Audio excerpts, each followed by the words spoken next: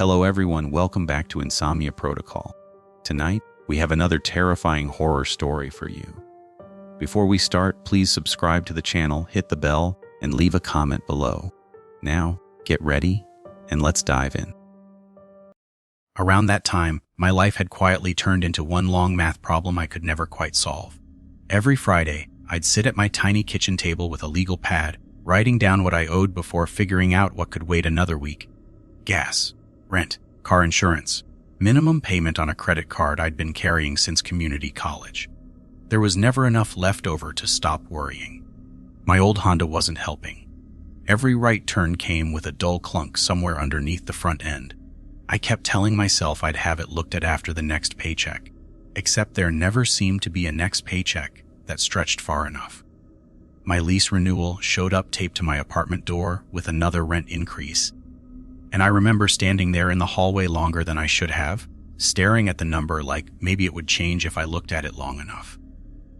Most nights ended the same way. I'd heat up instant noodles or a frozen burrito, open my beat-up laptop that took nearly 5 minutes just to boot, and scroll through job listings until my eyes blurred. I wasn't chasing a dream anymore. At that point, I would have taken almost anything that came with a steady paycheck and a place where my money could last a little longer. During the day, I pieced together whatever work I could find. One week, I'd spend 3 mornings unloading furniture trucks behind a local warehouse. The next, I'd be delivering packages in neighborhoods I'd never been to before or painting fences for people who paid me in cash. It wasn't the kind of work you planned a future around, but it kept the lights on and bought me enough groceries to make it to the next week. The one thing I looked forward to was Sunday dinner at my sister's house. She insisted I come over even when I told her I was busy, which was her polite way of pretending she didn't know I was trying to save money on food. My nephew had recently become obsessed with maps. He carried around this giant road atlas he'd found at a thrift store and treated it like buried treasure. Every week he'd point at some tiny town none of us had ever heard of and ask what people did there. One evening, his finger landed on a little dot somewhere in Nebraska. "What do people even do in a town that small?" he asked. I laughed and told him it was probably the same as anywhere else. Go to work, come home, mow the lawn on Saturday, maybe fish at the local lake if the weather cooperated. Neither of us gave the place another thought. 3 or 4 days later, after hours of scrolling through listings that all wanted 5 years of experience for $15 an hour, I found one that barely filled half the screen. No special degree required. Good communication skills preferred. Temporary relocation for several months. Housing assistance available. The job was in a small town in Nebraska. They needed someone to help guide visitors during the local tourism season. I read the posting twice, then a third time, mostly because I was waiting to find the catch. There wasn't one. At least not one I could see. I remember looking around my apartment. The stained carpet. The stack of overdue envelopes on the counter. The Honda sitting outside that might not survive another winter.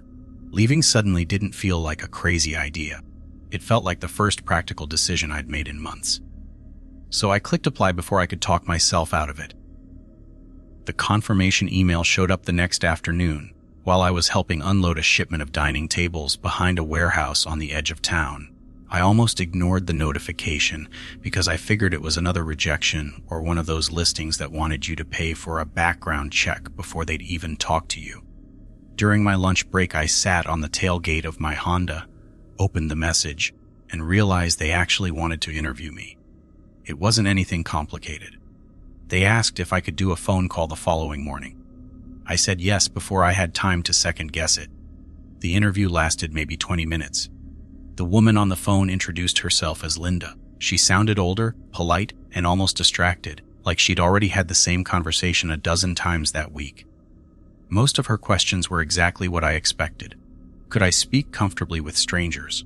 Was I willing to relocate? Had I ever worked with tourists before? I admitted I hadn't, but I'd spent enough time delivering packages and doing odd jobs that talking to people never bothered me. She laughed quietly and said that was probably enough. Before we ended the call, she mentioned that the town wasn't large, everyone tended to know everyone else, and they appreciated employees who respected local customs. I assumed she meant things like waving to neighbors or keeping the sidewalks clean. Every small town seemed to have little traditions outsiders eventually picked up. She told me someone would contact me within 2 days. They called back before dinner. The job was mine if I still wanted it. Housing was included. The pay wasn't incredible, but it was more than I'd made in months, and it came with steady hours. I accepted before asking half the questions I probably should have asked. Over the next week, my apartment slowly emptied into cardboard boxes. There wasn't much to pack. A mattress, a folding table, 2 plastic bins full of clothes. Some kitchen supplies I'd collected over the years. My sister came over one evening with pizza and helped tape everything shut. She kept asking whether I was nervous. I told her not really. The truth was I felt relieved more than anything. It finally seemed like my life was moving somewhere instead of standing still. My nephew handed me a folded road map before I left. He had circled Nebraska with a red marker. He told me to send pictures if I found any cool places. I promised I would. The drive took most of a day and part of another. Once the highways grew quieter, the scenery changed in a way that was hard to explain unless you'd spent time in the Midwest. There was simply more sky than I was used to. Long stretches of open fields. Grain silos that looked enormous from miles away. Small towns appeared every so often, each one with a water tower, a handful of businesses, and streets quiet enough that you could drive through without stopping at a single light. My GPS eventually directed me off the main highway onto a narrower road lined with cornfields. The farther I drove, the fewer cars I saw. My phone signal dropped to 1 bar, then disappeared entirely for almost 20 minutes before returning just as I reached a weathered wooden sign welcoming visitors to the town. It wasn't much bigger than I'd imagined from the map. A grocery store, a gas station with 2 pumps, a diner, a brick church with a white steeple rising above everything else. A row of old storefronts that looked like they had survived several generations without changing much. People actually waved as I drove past. I wasn't sure whether they recognized my car as belonging to the new employee or if they simply waved at everyone. Either way, it felt strangely welcoming. The visitor center occupied an old brick building near the middle of town. Linda greeted me in person. She looked exactly like she had sounded on the phone, somewhere in her 60s, practical, friendly, and constantly carrying a clipboard. She gave me a quick tour of the building, introduced me to 2 other seasonal employees, and handed me a folder containing maps, schedules, and information about local landmarks. Nothing about the place seemed unusual. Most visitors came to see historical buildings, hiking trails, and a nearby lake. The work sounded easy enough. Smile, answer questions, walk groups through the historic district, recommend places to eat. It honestly felt like the easiest job I'd ever had. My housing turned out to be a small furnished apartment above an old hardware store a block away. It wasn't fancy, but it was clean. The windows overlooked Main Street. I could see the church steeple from my living room. After carrying my boxes upstairs, I walked back outside to grab groceries before unpacking. The cashier at the grocery store introduced himself as Ben. He asked if I was the new guide. News apparently traveled fast around here. We talked for a few minutes about fishing, weather, and football. Before I left, he glanced toward the front windows for just a second. The sun had started drifting lower than it had been when I walked in. He looked back at me and smiled politely. "You should probably finish getting settled before evening. People around here like to be home around sunset." I assumed he meant families eating dinner together. I nodded and said I still had plenty to unpack anyway. He wished me luck and went back to stocking shelves. As I crossed the street, I noticed several businesses closing earlier than I expected. A coffee shop flipped its sign to closed even though it wasn't very late.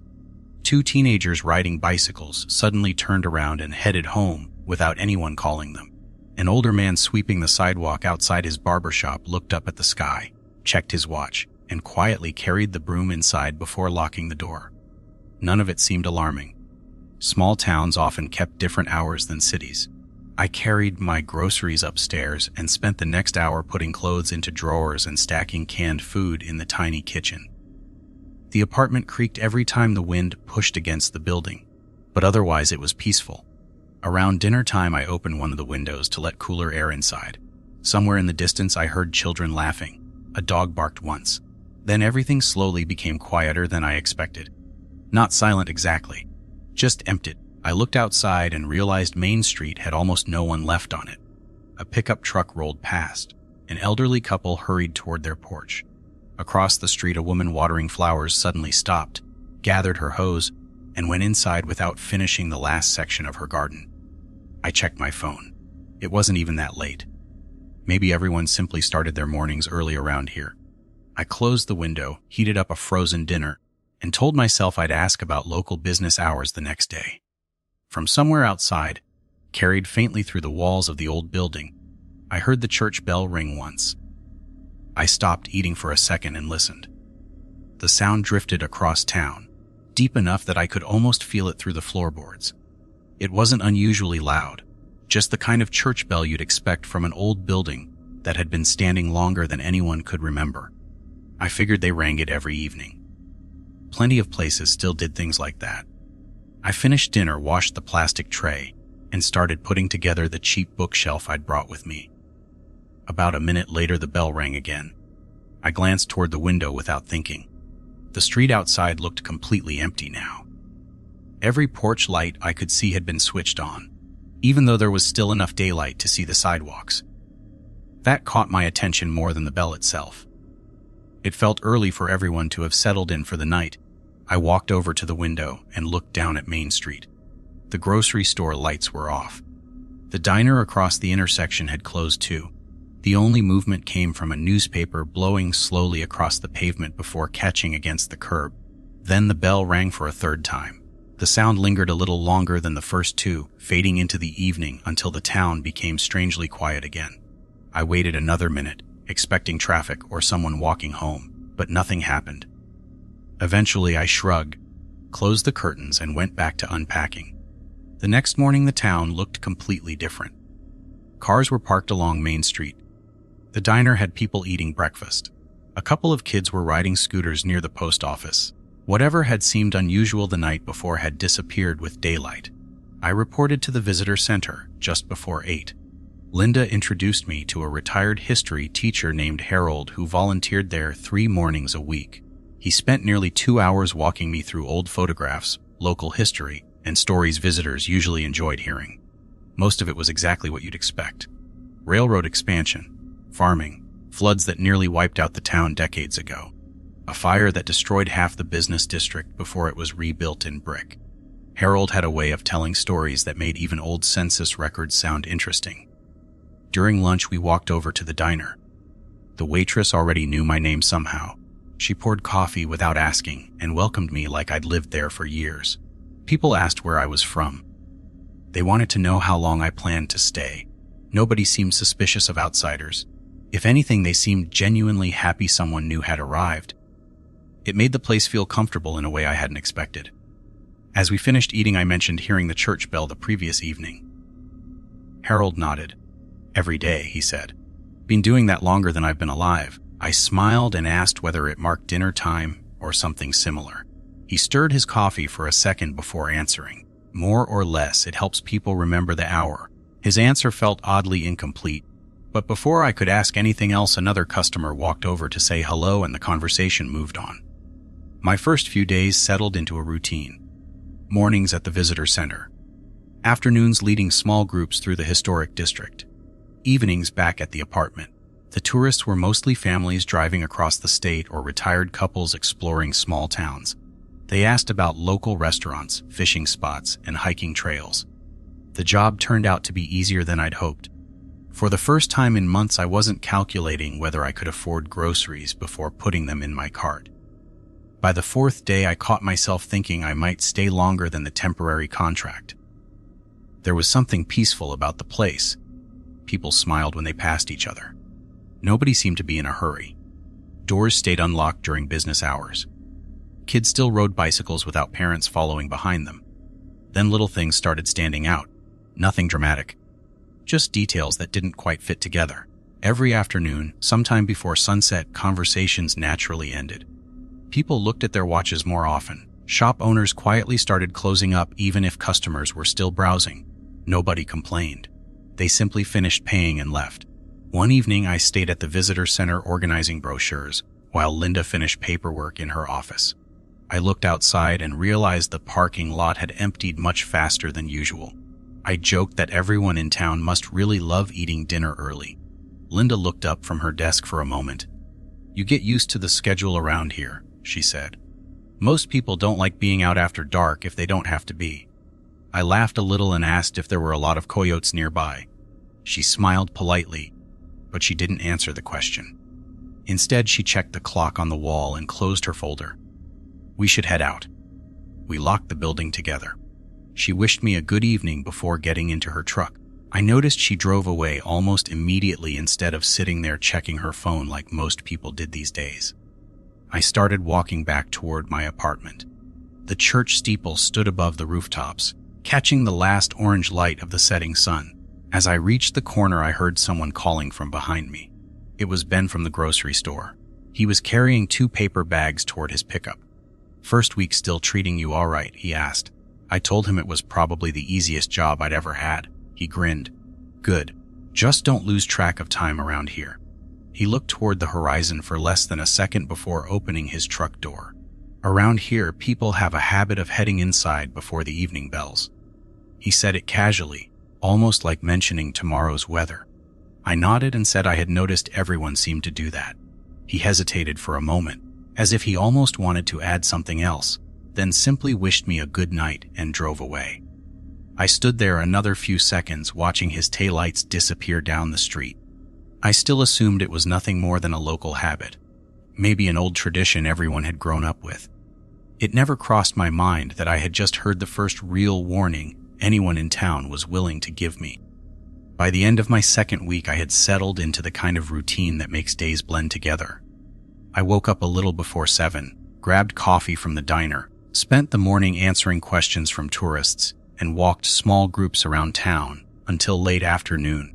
It wasn't exciting work, but it was honest, and for the first time in a long while I wasn't constantly checking my bank balance. My Honda stayed parked most days because everything I needed was within walking distance. The clunk in the front suspension could wait a little longer. One afternoon, a family from Kansas asked whether there was anything interesting to see after sunset. Before I could answer, Harold happened to overhear the question. He smiled and suggested they enjoy dinner early, then drive out to the lake before dark if they wanted a good view of the stars. They thanked him and never questioned why he had quietly avoided recommending anything inside town after evening. It wasn't until they walked away that I realized he had changed the subject without really answering them. I almost mentioned it, but another group arrived before I had the chance. Little moments like that started adding up. Nobody ever said there was a curfew. Nobody mentioned danger. Nobody posted signs telling people to stay indoors. They simply acted as though everyone already understood something that didn't need explaining.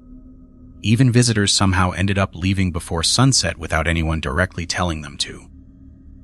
I couldn't figure out how. Maybe the businesses all closed early. Maybe people unconsciously followed everyone else. Maybe it was just one of those small-town rhythms you naturally slipped into after a few hours. That explanation made enough sense for me. Friday evening, I decided to call my sister after work.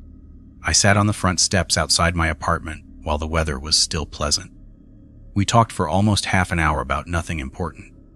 My nephew wanted to know whether I'd found any abandoned ghost towns yet. I laughed and told him no, just friendly people and really good pie at the diner. My sister asked if I sounded happier because I honestly did. I told her I thought things were finally turning around. While we were talking, I noticed more and more people walking home. Nobody rushed. Nobody looked frightened. They simply wrapped up whatever they were doing and disappeared inside their houses. A man carrying groceries gave me a friendly wave before unlocking his front door. Across the street, the barber flipped his sign to closed and pulled the blinds. Even the birds seemed quieter than they had been 10 minutes earlier. My sister asked if everything was all right because I had stopped talking. I told her I was just watching the town settle down for the evening. She joked that maybe I'd accidentally moved into a retirement community. We laughed, finished the call, and I headed upstairs. Instead of going inside immediately, I decided to organize a few things in the trunk of my car. I figured it would only take 5 minutes. I found an old flashlight, a tire gauge, and a folding chair I'd forgotten was back there. While I was putting everything away, I heard the first church bell. The sound rolled across town exactly as it had every evening since I'd arrived. I glanced toward Main Street. There wasn't a single person left outside. It happened so gradually I hadn't even noticed everyone disappear I shut the trunk and started walking toward the apartment entrance. Halfway across the sidewalk, I noticed someone standing near the opposite end of the block. An older woman. She wasn't doing anything unusual. She simply stood beside a mailbox with a grocery bag hanging from one hand. She wasn't looking at me. She wasn't looking anywhere, really. She just stood there without moving. I figured maybe she had forgotten something or was waiting for someone. The second bell echoed through town.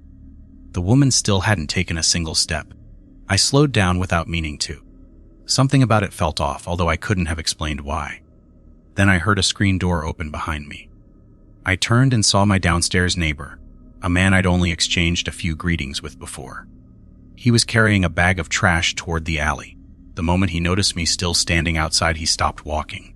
For just a second, we looked at each other. His eyes shifted toward the church steeple, then back to me. "You heading in?" he asked. "Yeah," I said. "Just about to." "Good." He gave one quick nod. "Don't linger." His voice stayed calm. He wasn't trying to scare me. If anything, he sounded like someone reminding another person to grab an umbrella before it rained. He carried his trash to the bin much faster than seemed necessary, went back inside, and shut the door behind him. I looked toward the woman again. She was gone. I frowned and scanned both ends of the street. There hadn't been enough time for her to walk very far. There were no cars passing, no open businesses nearby. It was as though she'd simply stepped out of sight while I wasn't paying attention. I told myself I must have looked away longer than I realized. The third bell rang before I reached my apartment door. I unlocked it, stepped inside, and locked it again behind me. Through the front window, I watched the empty street for another minute, expecting someone to walk by. Nobody did. The silence settled over the block in a way that felt heavier than before, not frightening exactly, just unusually complete. I made myself a sandwich, turned on the television for background noise, and tried to stop thinking about the woman near the mailbox. By the time I went to bed, I had almost convinced myself I had imagined how long she'd been standing there. The next morning, while buying coffee, I casually mentioned to Ben that I'd seen someone outside after the evening bells. His smile faded for only a moment. He set the coffee lid on my cup a little more carefully than necessary. "Probably best not to pay too much attention to people you see around that time," he said. "Folks around here mind their own business in the evenings." Before I could ask what he meant, another customer walked into the store. Ben greeted them with the same easy smile he always wore, and the conversation ended as though it had never happened. The conversation with Ben stayed in the back of my mind longer than I wanted to admit. It wasn't what he had said so much as the way he had said it. Calm. Matter of fact, like he was reminding me not to leave milk sitting on the counter overnight. The rest of that day was busy enough to keep me distracted. A tour bus arrived just before lunch, and nearly 30 visitors wanted to hear about the old railroad station, the grain elevator, and the church that had been standing in the middle of town for over a century. Most people were interested in the architecture. A few wanted recommendations for places to eat. One older couple asked whether the church still held services every Sunday. Harold smiled and said it did, then smoothly guided the conversation toward the stained glass windows instead of talking about anything else. I noticed he did that a lot. Whenever someone asked a question that wandered too close to the town itself instead of its history, the answer somehow drifted somewhere safer. After work, I stopped at the grocery store to pick up coffee and bread. Ben was stocking canned soup when I walked in. He greeted me like always, but I decided to push my luck a little. I asked whether the town had some kind of unofficial curfew. He looked up for a second, then chuckled. "Not exactly. People just like their routines. That's all." I mentioned the woman I'd seen standing near the mailbox a couple nights earlier. His hands stopped moving for just a moment before he placed another can on the shelf. "You sure she was standing there?" "Yeah, she didn't move for a while. Then she was gone." He nodded once without looking at me. "Could have gone inside. Happens all the time." The answer sounded reasonable enough, except it didn't explain why he suddenly seemed interested in arranging soup labels with perfect precision.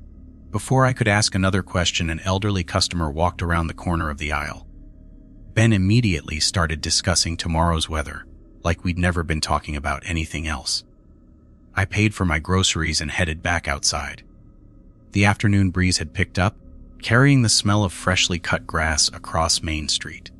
Kids were playing catch in a yard across from the post office. Someone was repairing a fence a few houses away. It looked like the kind of place where nothing bad had happened in years. That evening, I decided to take a longer walk before heading home. There was still plenty of daylight left, and I wanted to learn the streets beyond the downtown area. The neighborhoods all looked remarkably similar. Small houses, wide porches, well-kept lawns, wind chimes hanging from covered patios. Nearly everyone I passed smiled or waved. A woman watering flowers asked whether I was settling in all right. A man washing his truck recommended the catfish at the diner on Fridays. Every interaction felt genuine. By the time I circled back toward Main Street, the sunlight had started turning golden. Without really noticing why, I found myself checking the church steeple. A few minutes later, I heard the first bell. It wasn't even a conscious decision. My feet simply carried me toward my apartment a little faster. I laughed at myself while crossing the street. Apparently, it didn't take long to pick up local habits. Halfway down the block, I noticed movement near the pharmacy. An older man was locking the front door. As he turned to leave, he accidentally dropped his keys. They slid across the sidewalk almost to the curb. He bent down to grab them, paused, then looked toward the horizon instead. The second bell echoed through town. For reasons I couldn't explain, he left the keys where they were. He walked around them instead of picking them up, unlocked the side entrance with a spare key from his pocket, stepped inside, and shut the door. I slowed down. His keys were still lying on the sidewalk. My first instinct was to pick them up and knock. It seemed like the neighborly thing to do. I had taken maybe 3 steps toward them when I heard someone clear their throat behind me. Harold stood outside the visitor center holding a stack of brochures against his chest. I hadn't even noticed him there. "Leave them until morning," he said quietly. "He'll get them tomorrow." I looked from Harold to the keys and back again. Someone could steal them. Harold gave the smallest shake of his head. "Nobody will." There was something in his expression that made me stop arguing. He wasn't afraid. He wasn't angry. He simply expected me to listen. The third bell rang before either of us spoke again. Harold offered a polite smile. "Have a good evening." Then he walked into the visitor center, even though I was fairly certain the building had already closed for the day. I stood there another few seconds before heading home. The keys remained exactly where they had fallen. That night's sleep came slowly. I kept replaying the scene in my head. The pharmacist leaving his keys behind. Harold stopping me without offering a real explanation. Everyone treating perfectly ordinary situations as though they followed invisible rules nobody wanted to discuss. Around midnight, I woke to a faint sound that took a second to place. 3 soft knocks. Not loud, just enough to carry through the apartment. I sat up in bed and listened. Another pause, then 3 more knocks. They seemed to be coming from downstairs near the front entrance of the building. I checked the time on my phone. Just after 12:30. Maybe someone had forgotten their keys. I climbed out of bed and walked toward my apartment door as quietly as I could. Before reaching it, I heard a man's voice through the hallway open. The single word was calm and almost conversational. A few seconds passed. Then it came again. "Open." I waited for someone downstairs to answer. Nobody did. No footsteps. No voices. Nothing. The silence that followed somehow felt louder than the knocking itself. I stood there with my hand resting on the doorknob for nearly a minute before finally stepping back. Whoever was outside eventually stopped knocking. I never heard them walk away. I barely slept after that. Every little sound the building made seemed louder than usual. Pipes creaked somewhere inside the walls. The old floor settled every now and then with a soft pop. A truck passed outside just before dawn, and I realized I'd been staring at the ceiling for nearly an hour. When sunlight finally came through the curtains, I felt ridiculous for letting a few knocks bother me. Old buildings echoed in strange ways. Maybe someone had knocked on the wrong door. Maybe I'd imagined how close the voice had sounded after waking up so suddenly. By the time I walked to the diner for breakfast, I had almost talked myself into believing that explanation. The town looked completely normal again. People were drinking coffee on front porches. A mail carrier waved as he crossed the street. The pharmacy was open. I noticed the pharmacist from the evening before arranging a display near the front window. On my way inside, I looked down at the sidewalk where he dropped his keys. There wasn't any sign they'd ever been there. During breakfast, I asked him whether he had managed to find them. He looked at me with a slightly confused smile. "Find what?" "Your keys. You dropped them yesterday evening outside your shop." He blinked once. "I didn't lose my keys yesterday. I had them with me the whole time. For a second I wondered if I had somehow mistaken someone else for him. I apologized and laughed it off. Maybe I saw another guy with the same jacket. He shrugged without much interest and went back to talking with another customer. The conversation should have ended there.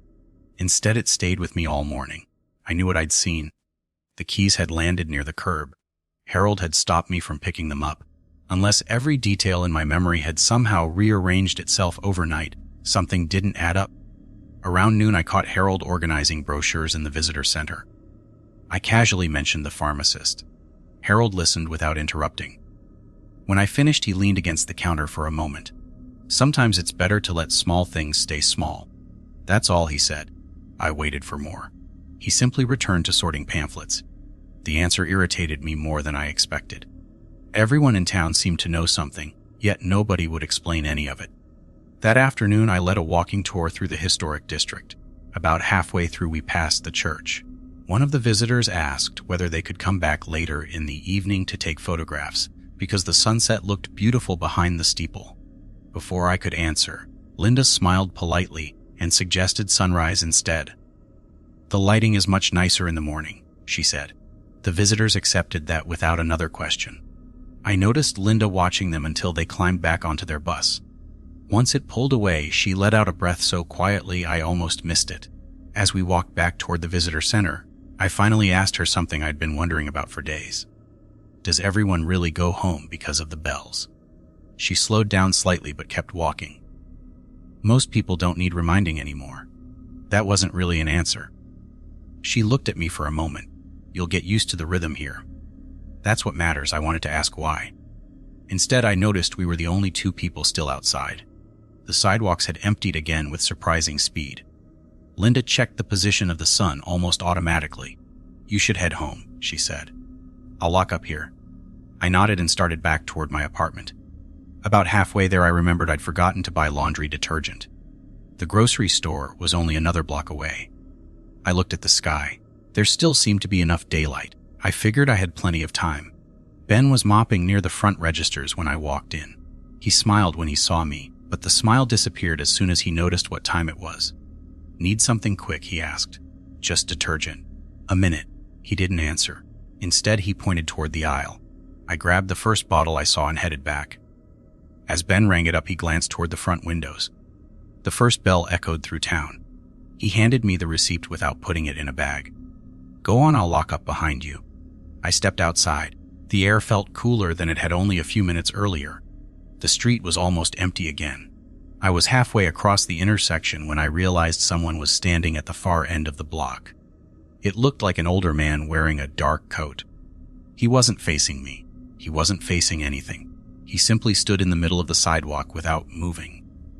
I slowed down. Maybe he was waiting for someone. Maybe he hadn't heard the bell. The second bell rang across the rooftops. The man remained perfectly still. Then something else caught my attention.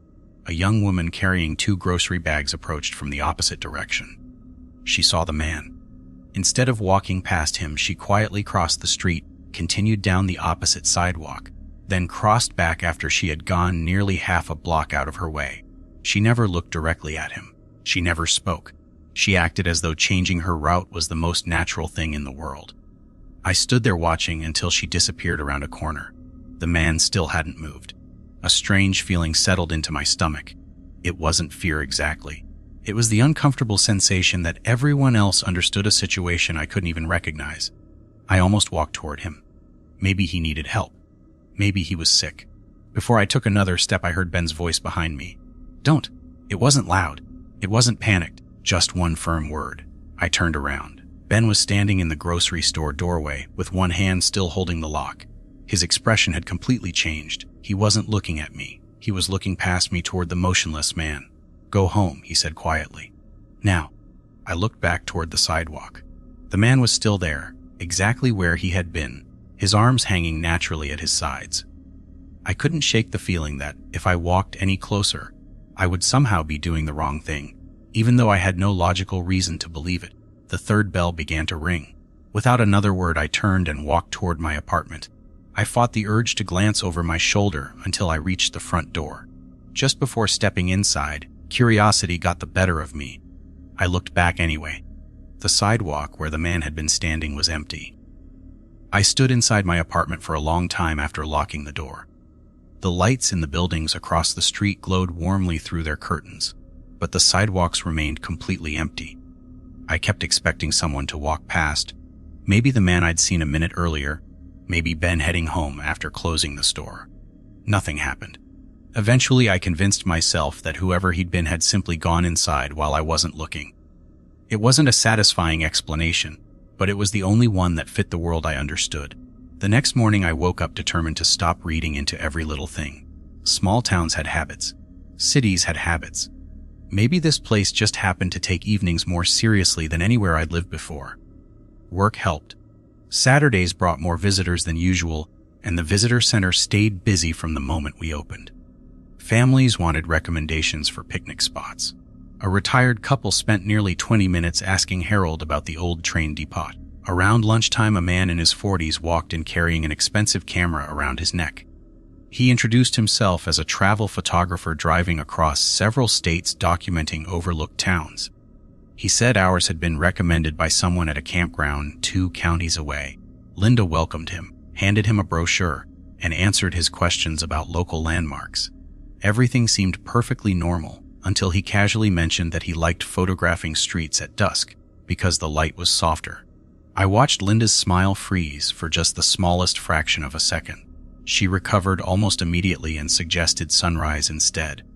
The photographer laughed and said he wasn't much of a morning person. Harold stepped into the conversation before Linda had a chance to respond. Morning is worth making an exception for here. Trust me. The photographer smiled politely but didn't sound convinced. He thanked us, tucked the brochure into his backpack, and headed back outside. Linda watched him through the front window until he disappeared around the corner. Then she picked up the office phone and quietly dialed a number. She spoke so softly I couldn't make out every word, but I clearly heard one sentence. "We have a visitor planning to stay out late." A few seconds later, she thanked whoever was on the other end and hung up.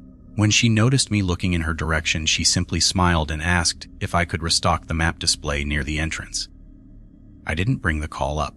Something told me she wouldn't explain it anyway. That afternoon, I finished work a little earlier than usual. I decided to walk out toward the edge of town where a gravel road led to open farmland. The air smelled like cut hay, and a steady breeze rolled through the fields, making the corn move in slow waves. It was peaceful enough that I forgot about the strange conversations from the past week. On my way back, I passed an elderly man sitting on his porch carving a piece of wood with a pocket knife. He waved me over. We introduced ourselves. His name was Earl. He'd lived in town his entire life. We spent almost 20 minutes talking about old trucks, fishing, and how weather forecasts never seem to get the wind right around here. It felt like the most ordinary conversation I'd had since arriving. As I stood up to leave, Earl glanced toward the western sky. "Better get moving. Evening comes quick out here." I smiled. "Everybody keeps telling me that." He nodded slowly. "They're trying to be neighborly." I laughed a little. "Is there some reason nobody likes being outside after sunset?" Earl stopped carving. The knife rested motionless against the wood. For several seconds he didn't answer. Instead, he looked past me toward the church steeple rising above the rooftops. Finally, he slipped the knife back into his pocket. Some questions don't help a person sleep better. Then he changed the subject by asking how my sister was doing, even though I had never mentioned having one. I opened my mouth to ask how he knew about her, but before I could speak, he wished me a good evening and went inside. Closing the screen door behind him, I stood there feeling more unsettled than I wanted to admit. Word traveled fast in town, but that fast. Maybe Linda had mentioned me. Maybe Ben. It still felt strange. I headed toward Main Street, telling myself there had to be an ordinary explanation. As I reached the center of town, I noticed the travel photographer again. His SUV was parked near the church. He was setting up a tripod while checking different camera lenses. I walked over and introduced myself. He remembered me from the visitor center. "Beautiful light," he said, looking toward the horizon. I told him most people here seem to finish up before sunset. He grinned. "That's exactly why I want pictures. Empty streets have character."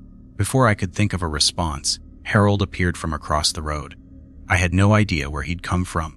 He crossed the street with surprising speed for a man his age. "Evening," he said politely. The photographer smiled back. Harold looked at the tripod, then at the lowering sun. "You planning on staying much longer?" "Just until I get a few sunset shots." Harold hesitated. "I'd recommend packing up now." The photographer chuckled. "Is this one of those local traditions?" Harold didn't smile. "It's advice, nothing more."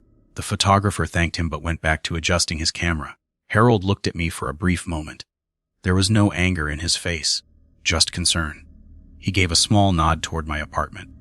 I understood what he meant without either of us saying another word. I started walking home. Halfway there, the first church bell rolled across the town. I glanced back one last time. The photographer was still beside his tripod, looking through the viewfinder as the evening light settled over the empty street. I stopped at the entrance to my building and looked back one more time before going inside. The photographer was still there, one hand resting on the tripod while he adjusted something on the camera. Harold had already disappeared. I couldn't even tell which direction he'd gone. For a second I considered walking back and repeating the warning myself, but I didn't have anything useful to say. I couldn't exactly tell a complete stranger that everyone in town went home before sunset because nobody would explain why. He would have thought I was messing with him. I unlocked the front door, carried my groceries upstairs, and set them on the kitchen counter. The first bell had already faded into the evening. I stood by the living room window without opening the curtain all the way. The photographer was still visible between two buildings near the church. He seemed completely relaxed. He took another picture, checked the screen, then adjusted the tripod again. A few minutes later, the second bell echoed through town. The sound rolled through the empty streets like it always did. The photographer finally looked up from his camera. He slowly turned in a circle, as if only then realizing how quiet everything had become. Even from that distance, I could tell he had noticed the empty sidewalks. He looked toward the diner, closed, the grocery store. Dark, not another person in sight. He picked up the tripod, took a few steps toward his SUV, then stopped. He had forgotten something beside the curb. It looked like a camera bag. He set the tripod down and walked back to grab it. I caught myself thinking how ordinary the whole thing looked. Then the third bell rang. He froze for just a second. Not completely still, just long enough that I noticed it through the window. He glanced over one shoulder as if he had heard someone behind him. I leaned closer to the glass. There wasn't anyone there. At least not that I could see. The photographer slowly turned around. His lips moved, but I couldn't hear what he said from inside my apartment. He looked confused more than frightened. Then he started walking toward the middle of the street. I frowned. His SUV was in the opposite direction. Why was he going that way? He stopped again. This time I could clearly see him looking at something farther down the block. Whatever had caught his attention wasn't visible from my window. He raised one hand, almost like he was greeting someone. A second later, he suddenly began moving much faster. Not quite running at first, just a hurried walk. Then he broke into a full sprint. My stomach tightened. For the first time since arriving in town, I saw someone outside after the third bell actually rung. He reached the intersection in seconds, nearly slipping as he crossed the pavement. I expected him to make it to his vehicle. Instead, he veered sharply to the left as though trying to avoid something standing directly in front of him. There was still nothing there that I could see. He stumbled, caught himself, and disappeared behind the old pharmacy. The street became empty again. I waited. 10 seconds. 30. A full minute. He never came back into view. His SUV remained parked beside the church. The tripod was still standing where he'd left it. I stayed at the window until darkness settled over the town. Nobody came outside. Nobody drove the SUV away. The next morning, I walked to work earlier than usual. The photographer's vehicle was gone. So was the tripod. For a moment, I wondered if he'd simply packed up after I lost sight of him. That explanation lasted until I reached the visitor center. Linda was standing behind the front desk looking through a clipboard. She smiled when I came in, but she looked more tired than usual. Harold arrived a few minutes later carrying his coffee. Neither of them mentioned the photographer. Around 10 o'clock, a woman walked into the visitor center holding a folded piece of paper. She introduced herself as the owner of the motel. She asked Linda whether anyone had seen the guest in room 12 that morning. He had left all of his luggage behind. Linda quietly said she hadn't. The woman nodded, thanked her, and walked back outside. Nobody reacted the way I expected. There wasn't any panic, no rush to call the police, no surprised questions. Harold simply stared out the window for several long seconds before taking a slow sip of coffee. I couldn't keep quiet anymore. Was she talking about the photographer? Linda looked at me. Yes, he didn't check out. I told him I'd seen him outside after the bells. Harold closed his eyes briefly.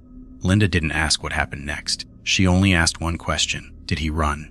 The room suddenly felt much smaller. I nodded. Neither of them spoke.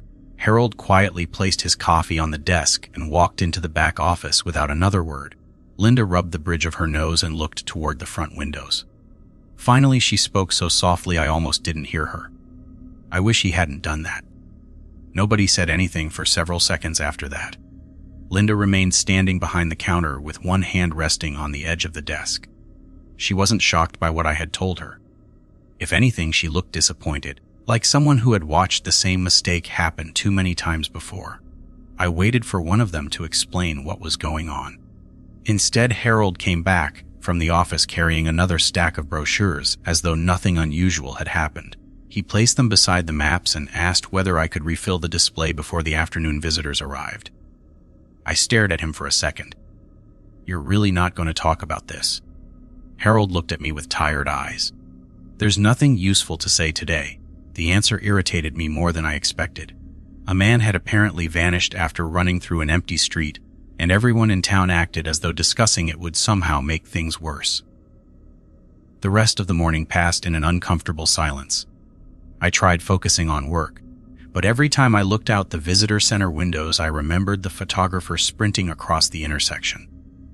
Around lunchtime, I noticed two sheriff's deputies parked outside the motel. They spoke with the owner for a few minutes, looked around the parking lot, then drove away without any obvious urgency. I asked Linda whether they were searching for the missing guest. She nodded once. They'll check the highways, call nearby counties, the usual things. She didn't sound convinced they expected to find him. Late that afternoon, I stopped by the diner for coffee before heading home. The conversations around me were as ordinary as ever. Farmers talked about rain. Two mechanics argued over baseball. Someone complained about fertilizer prices. If the entire town knew a visitor had disappeared, nobody showed it. Earl happened to be sitting alone near the window. He waved me over. I slid into the booth across from him. You settling in all right? He asked. I hesitated before answering. Someone went missing last night. Earl slowly stirred the coffee in front of him without looking up. I heard. I leaned forward. Does that happen often? He took his time before answering. Not often enough that people stop feeling bad about it. Not rare enough that anyone pretends it can't happen. That was the closest anyone had come to admitting something was wrong. I asked whether the photographer had broken some local law. Earl looked out the window toward Main Street. He broke no law. He simply made a bad decision. Before I could ask another question, he quietly stood, paid his bill, and left. As he reached the sidewalk, he glanced toward the lowering sun and walked home without another word. I remained in the booth longer than I realized. By the time I stepped outside, the street had already started emptying again. I checked my watch. I still had plenty of time before sunset. At least I thought I did. On the walk back, I noticed a small bookstore tucked between two older buildings. Somehow I had never gone inside. A handwritten sign in the window advertised local history books. Curiosity got the better of me. The owner was an elderly woman wearing reading glasses attached to a chain around her neck. She greeted me warmly and asked if I was looking for anything specific. I told her I wanted to learn more about the town. She smiled and pointed toward a shelf near the back. Most of the books were exactly what I expected. Old photographs, family histories, farming records, newspaper collections. One thin binder looked different from the rest. It contained copied newspaper clippings dating back several decades. Most covered festivals, elections, and harvests. Then one headline caught my eye. Tourists missing during cross-country trip. The article was frustratingly short. It mentioned that a traveler had disappeared after spending one night in town. No witnesses, no evidence of foul play. Search efforts unsuccessful. I flipped ahead several pages. Another clipping. Hunter reported missing. Years later. Same outcome. I reached for the next page when the bookstore owner gently placed her hand on top of the binder. That's enough history for today, she said with a polite smile. I looked up. I wasn't trying to pry. I know. She carefully slid the binder back onto the shelf. Some stories don't get better the longer you read them. I glanced toward the front windows. The sunlight had turned noticeably softer. I thanked her and headed outside. The first church bell rang just as I stepped onto the sidewalk. People were already locking doors. A delivery driver hurried toward his truck. Across the street, a teenager jogged up the steps of a house before disappearing inside. I started home immediately. Halfway there, I realized my phone wasn't in my pocket. I stopped walking. I checked my jacket, my backpack. Nothing. I must have left it in the bookstore. I turned around instinctively. The bookstore sat less than half a block away. The owner was still visible through the front window, switching off lights near the register. I took one step back toward the shop. Then I remembered the pharmacist leaving his keys on the sidewalk. I remembered Harold stopping me. I remembered Ben telling me not to linger. The second bell echoed across town. The bookstore owner looked up through the glass and noticed me standing there. Instead of waving me back, she slowly shook her head once. Then she pointed toward my apartment. I hesitated for another second before forcing myself to turn away. Losing a phone wasn't worth being the only person left outside. I reached my building just as the third bell began to ring. Breathing a little harder than I expected, I unlocked the front door and stepped inside. Through the narrow glass beside the entrance, I could still see the bookstore. The lights went out. The owner never came back outside. My phone stayed there all night. I woke up earlier than usual the next morning, mostly because I wanted my phone back before convincing myself I'd overreacted the night before. The bookstore opened at 9. I was waiting outside a few minutes before the owner unlocked the door. She smiled when she saw me standing there and reached beneath the counter before I even spoke. "Looking for this?" She held up my phone. I laughed awkwardly and thanked her. I told her I almost came back for it after leaving. She nodded as though she'd expected that answer. "I'm glad you didn't." That was all she said. No lecture. No explanation. She simply handed me the phone and wished me a good morning. On the walk to work, I couldn't stop thinking about the way she'd shaken her head through the window. It hadn't looked dramatic. It had looked urgent, like she honestly believed walking back across half a block wasn't worth the risk. By now, too many people had reacted the same way for me to dismiss it as coincidence. At the visitor center, I found Linda reviewing the week's schedule. She asked if everything was all right. I hesitated before answering. "I left my phone in the bookstore yesterday." She looked up immediately. "Did you go back for it?" "No." Her shoulders relaxed just enough for me to notice. "Good." I leaned against the counter. "Linda, I need you to tell me something. People keep warning me without actually warning me. A man disappears. Everyone acts like it's normal. Nobody explains anything. How am I supposed to know what I'm avoiding if nobody will tell me what it is?" Linda stared at the papers on her desk for several seconds. Finally, she spoke. "You're asking the wrong question." "Then what's the right one?" She looked directly at me. "The right question is whether you've been paying attention." Before I could answer, the front door opened and a family of 5 walked inside asking for trail maps. The conversation ended there. The entire day felt heavier than the ones before it. Every casual conversation now seemed to carry something unspoken beneath it. Around 3 in the afternoon, I was guiding 2 retired couples through the historic district when one of them pointed toward the church. They asked whether the bells still worked manually or electronically. Harold answered with a smile. "Old mechanical system. Still dependable after all these years." The tourist seemed satisfied with that. I noticed Harold looking toward the clock tower after they walked away. He wasn't checking the time. He was listening, almost like he expected something. After work, I stopped by the diner. Ben was finishing his meal before heading home. He motioned for me to sit down. We talked about football for a while, then whether corn prices were likely to improve. The conversation drifted naturally until I finally asked the question that had been bothering me since I arrived. "Why won't anyone explain what's happening here?" Ben rested both hands around his coffee mug. "Because explanations don't help people follow instructions." I frowned. "What does that mean?" "It means if someone tells you a stove is hot, you don't need a physics lesson before deciding not to touch it." I let that sink in. "So everybody just follows the rules because they always have." Ben gave a slow nod. "More or less." I noticed something. "You never call them rules." "Neither does anyone else." He smiled faintly. "No, we don't." "Why?" He looked toward the window where late afternoon sunlight stretched across Main Street. "Because once you start calling them rules, people start looking for exceptions." Nobody spoke after that. Ben finished his coffee, paid his bill, and left. His answer stayed with me the entire walk home, looking for exceptions. That sounded exactly like something the photographer would have done. Exactly like something I probably would have done a month earlier. Over the next several days, I found myself changing without realizing it. I stopped lingering outside in the evening. I stopped making unnecessary trips after work. I planned grocery shopping earlier in the day. Nobody had ordered me to do any of it. I simply noticed I felt more comfortable indoors before the bells.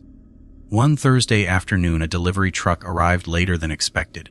The driver was unloading boxes behind the grocery store while repeatedly checking his watch.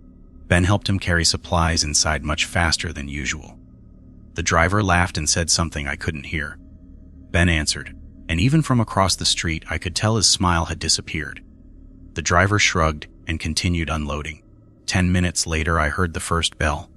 Ben immediately rolled the final pallet inside and started pulling the loading door closed. The driver, however, walked back toward the truck because he'd forgotten a clipboard in the cab. I watched the whole thing from the sidewalk outside the visitor center. It wasn't far, maybe 30 yards. He climbed into the truck, searched around for a second, then climbed back out holding the clipboard. The second bell echoed through town. Ben stepped outside the loading door and called to him. Not loudly, just enough for the driver to hear. "Leave the truck. Come back tomorrow." The driver laughed. "It'll take 2 seconds." He walked around to the rear of the truck, apparently checking one last strap before leaving. Ben didn't move. He simply stood beside the doorway waiting. Something about his posture made me stop where I was. There wasn't any panic, just absolute certainty that he would not take one more step onto the pavement. The driver finally finished and jogged toward the grocery store. He made it inside only moments before the third bell rang. Ben immediately pulled the heavy door shut behind them. I realized I'd been holding my breath. Nothing happened. No strange sound, no shadow, no movement. The street simply became empty again. But for the first time since arriving, I understood something that nobody had ever said out loud. The people here didn't follow these habits because they were superstitious. They followed them because every single one of them had learned, one way or another, that cutting it close was never worth finding out how close was too close. A month passed before I came close to making a mistake myself. By then the town no longer felt unfamiliar. I knew which sidewalks flooded after heavy rain. I knew the waitress at the diner started another pot of coffee around 9 every morning. I knew which tourists would ask about fishing before they even reached the front desk. More importantly, I had stopped questioning the evening routine. I never planned anything that would keep me outside late. I never argued when people wrapped up conversations as the sun dropped lower. Whatever answers I thought I wanted had slowly become less important than simply going home. Then one Friday afternoon, a late tour arrived after a highway accident forced them to detour. They were tired, behind schedule, and wanted to see everything before leaving town the next morning. Linda apologized and asked if I could extend the walking tour a little longer than usual. I checked the sky. There was still time. At least it looked that way. The tour moved slower than expected. One couple kept stopping for photographs. Another man wandered into shops every chance he got. By the time we reached the old church, the light had already started turning orange. I wrapped up as quickly as I could and pointed everyone toward the diner for dinner. Most of them thanked me and headed that way. One man lingered behind. He was probably in his 60s, friendly enough, carrying an old film camera around his neck. He smiled and said sunsets always made the best photographs. I felt an uncomfortable knot settle in my stomach. I heard myself repeating the same advice Harold had once given another visitor. "Sunrise is better here," he laughed. "That's what everyone keeps telling me." I started walking away. It wasn't my responsibility anymore. I had done my job. Then I heard the first bell. The tourists looked around with mild curiosity. Most continued toward the diner. The older man lifted his camera toward the church instead. I took several steps back toward him before stopping. I remembered the photographer. I remembered Ben saying people look for exceptions. I told him the businesses would be closing soon. He nodded without lowering the camera. "I'll only be another minute." The second bell rang. Everyone else had already disappeared inside. The man finally lowered the camera. He frowned. "I think I left my lens cap back near the statue." He started walking away from the diner instead of toward it. Without thinking, I called out, "Sir." He waved one hand without turning around. "It'll only take a second." I almost followed him. My feet actually started moving before I caught myself. Something inside me screamed that I was about to repeat someone else's mistake. I stopped where I was. The third bell rang. The man halted in the middle of the sidewalk. He slowly tilted his head as though listening to someone standing just behind him. Every instinct I had told me to yell at him to come back. I opened my mouth. No sound came out. Then I remembered something Ben had said weeks earlier. Explanations don't help people follow instructions. I watched the man take one slow step toward the empty intersection. Then another. He wasn't running. He wasn't panicking. It almost looked as though he was following someone I couldn't see. He disappeared behind the corner of the old courthouse. I never saw him again. The sheriff came the following morning. Another missing visitor. Another report. Another search that quietly spread into neighboring counties before ending exactly like the others. Life in town continued. The diner stayed open. Kids rode bicycles. Tourists arrived. Tourists left. Nobody spoke about the man with the camera again. My temporary contract ended 3 weeks later. Linda asked if I wanted to stay another season. I told her I needed to see my family. That part was true. She shook my hand and thanked me for the work. Harold wished me a safe drive. Ben handed me a paper bag with sandwiches for the road. Earl simply nodded from his porch as I drove past. Nobody tried to convince me to stay. Nobody warned me about leaving either. As the town disappeared in my rearview mirror, I looked back one last time. The church steeple was the last thing I could still see. I never returned. A few months later, I searched online for news about the town. I found almost nothing. A handful of tourism pages, some historical articles, a local festival. Buried several pages down was a short newspaper clipping about a traveler who had gone missing during a road trip through Nebraska. The name wasn't the photographer. It wasn't the older man with the film camera either. It was someone from years before I had ever arrived. Then another article. Different year, different person, same town, same outcome. I stopped searching after that. Every once in a while someone sends me a message asking if I ever worked as a tour guide in Nebraska, because they found an old photo online with me standing beside the visitor center. I always answer yes. If they ask whether the town is worth visiting, I tell them it really is beautiful. The people are kind. The history is interesting. The pie at the diner is honestly excellent. Then I give them one piece of advice. Finish whatever you're doing before the sun reaches the horizon. Don't wait for the third church bell. Don't call to anyone you happen to see still standing outside after that. If someone knocks on your door later that night and only says, "Open," or "It's me," leave the door locked. And if you ever find yourself caught outside after the third bell, no matter what you hear behind you, no matter how close it sounds, no matter how badly every instinct tells you to escape, do not run. I cannot explain why. The people in that town never explained it to me either. But I learned something they all seemed to understand long before I arrived. Some places stay alive because everyone quietly agrees to do the same ordinary things every single evening. The day enough people stop doing them, the town will probably disappear too. I hope I never learn what would still be walking those streets after sunset, if that ever happens.